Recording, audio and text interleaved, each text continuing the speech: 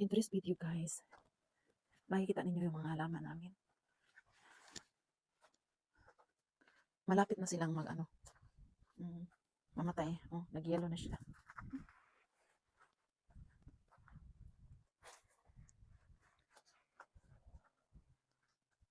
Have a look guys. Yeah. So ito yung mga halaman natin na malapit ng mag-pink na siya. Malapit na siyang mahulog sa ano. In today's video guys, ipakita ko sa inyo yung halaman namin.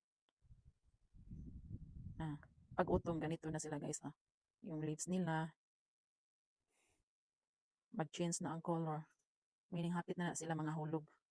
Mga tagtag. Nindot kaya tanawon guys, no? Iba't ibang color, na ay yellow, na ay pink. Ito maple tree.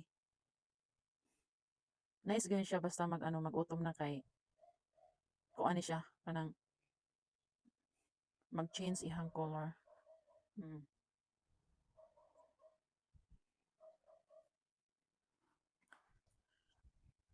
Ayan, so ang amo apong kuan yung nga bulak. Yellow na po siya. Hapit na po ni siya Yan. Palapit ng mag-winter, so malamig na dito. Ayan guys. Ayan.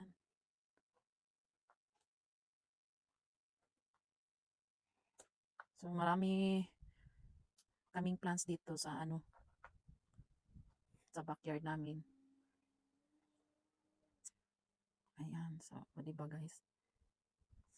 Hindi ko alam kung anong klaseng bulak ito, pero napakaganda yung leaves niya guys. Oh.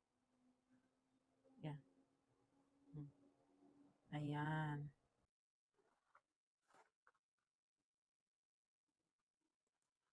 Ayan, dito naman sa kabila.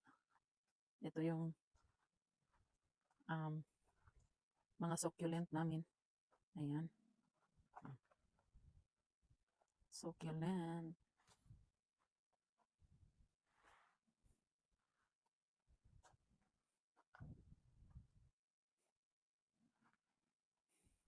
Maraming bulak. Ang bulak niya is red. Yung succulent na ang color niya is brown. So ang bulak niya is red. So ito napakaganda din ito. Magandang. Yan ito. Guys.